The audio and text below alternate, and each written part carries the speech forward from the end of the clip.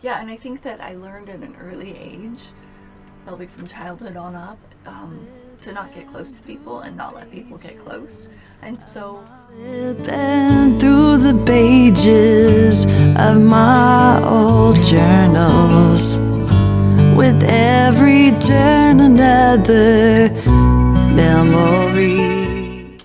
hello, and welcome to episode 77 of Journaling Through the Journaling Through the Years. I am Leah Liz, and this is a series on this channel wherein I read an excerpt from my journals that I've been writing in since I've been old enough to hold a pen or a pencil.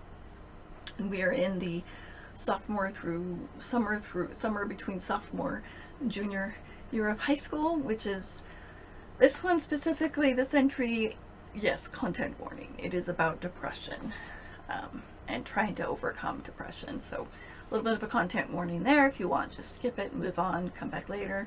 It's fine. I'm wearing this shirt today and I like it. I think it's Smashing Pumpkins, I think did a song with that title, but it's the year I was born, so that's why I have it. Known for getting some iced coffee. Before we get started, as always, let's just go over the merch and all those things. Do the YouTubey things, like, comment, subscribe, all that fun stuff. And merch, we have Jesus Loves Queer, which is a fundraiser for the Trevor Project, and also an outreach promotion for our film I Am Fine, which is soon to be released. If you're local, we'll be doing some events, and so you can come in and watch it that day at the featured events. We have the Recovery Equals Sexy, which is a fundraiser for NAMI Southern Oregon, which is the local chapter, my local chapter of NAMI, National Alliance on Mental Illness. And we also have the Timekeys fan fiction merch. If you've seen our Doctor Who fan fiction and you want some merch to support us, go ahead and check those out. All the links are down below. Check out our Patreon if you want to support us, www.patreon.com/CafeGirl. We have some fun.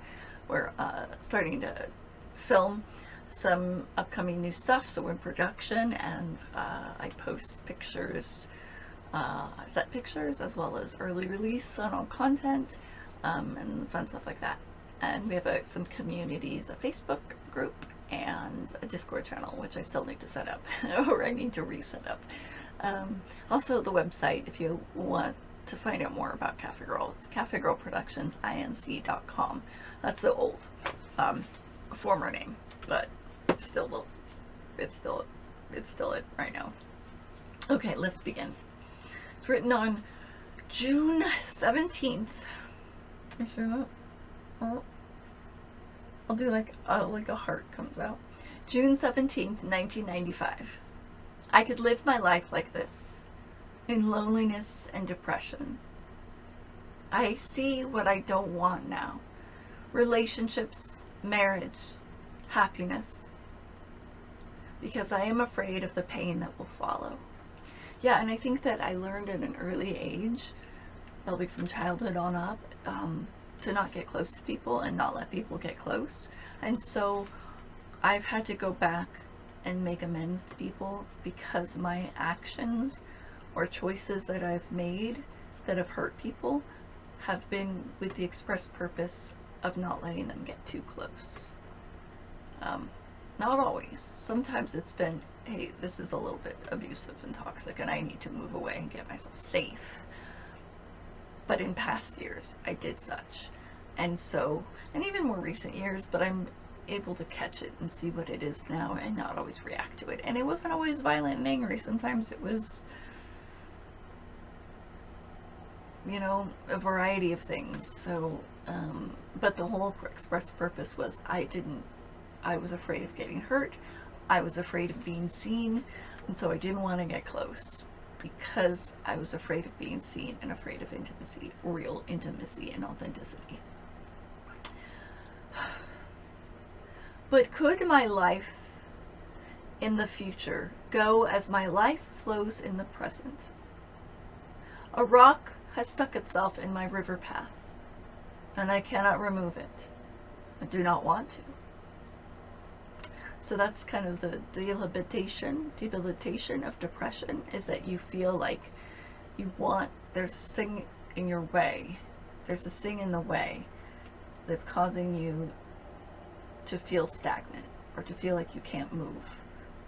But you can't move it.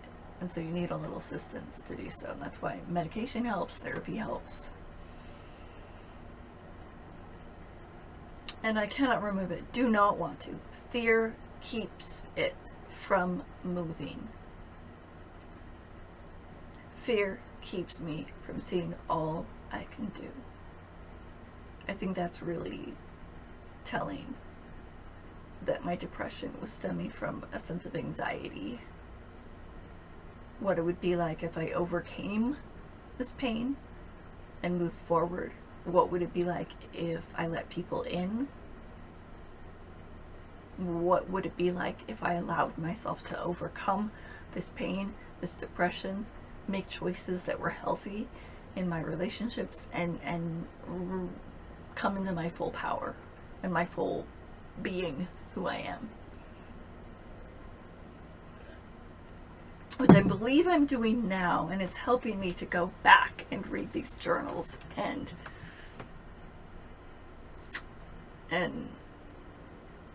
like release and let go. It won't end. I am crying. I can't make up my mind. What shall I do? Help! Help! God, that poor little girl was calling. She was what, 16 years old, 17 years old, and she's trying to get help and not know how to get it, and wasn't getting it where she should have at the time. I feel as if I'm walking on the sidewalk of my life instead of plowing through head on. Plowing through head on. Oh no, I'm trying to tiptoe all around and take the easy way out. What would be the easy way out of depression? I think you know. So the fact that this girl was just tiptoeing, at least she was tiptoeing, at least I was tiptoeing. It wasn't easy. I was in pain. So I may be degrading myself that I'm not overcoming this depression or just being happy.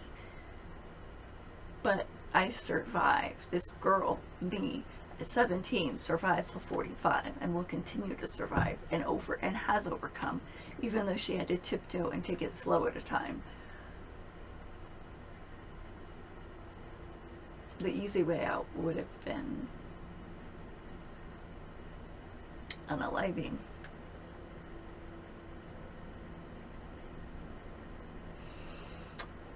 I take the easy way out, yet it seems harder that way.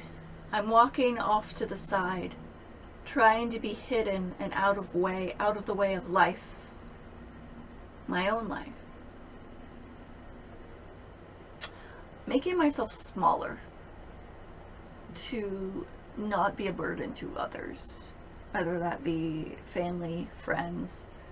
My depression, my view of the world, my struggles were not what others wanted to be burdened with, or so that was my thinking. That was what was being shown to me in some ways, and so I was making myself smaller and hiding. And I think goes back to, it wasn't just my physical self hiding. I wasn't like this, but I was hiding like the inner me, from getting close to people, from opening up, from overcoming and allowing love to come in and help me through. I was doing it alone because I didn't want to burden people. So I was hiding myself. And I think that would go on to the church, when the church would say, you know, their always teachings was, the Christian fundamentalist teaching was, like basically sacrifice yourself on the cross. Like, get rid of yourself. It's Jesus is everything. God is everything. Get rid of yourself. Yourself last. And I think that really fit in line with my already set in mindset of disappearing because I was a burden. Because my self my struggles, my wants, my desires, who I was not appealing and to some people in my immediate life.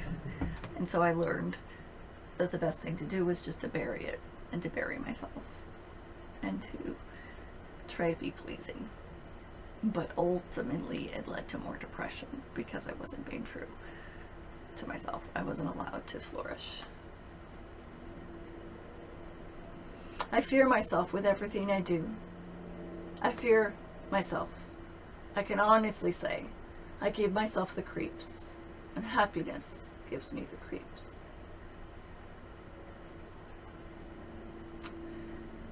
Yeah, I think that happiness, meaning maybe not authentic happiness, because I know in my life that I've never liked to be around people that appear to me, or maybe others, as somehow fake or inauthentic. And so in myself, I don't want to, if I'm not happy, I'm not going to be happy. I'm just going to be, it's hard for me to like go to the store if I'm not in a good mood and be like, hi, how are you? You know, I do it because it's normal, but I think I strive for authenticity, but the fakeness got in the way.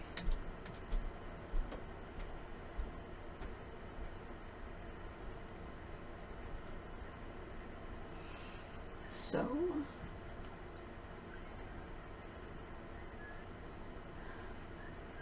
my partner's feeding the cats.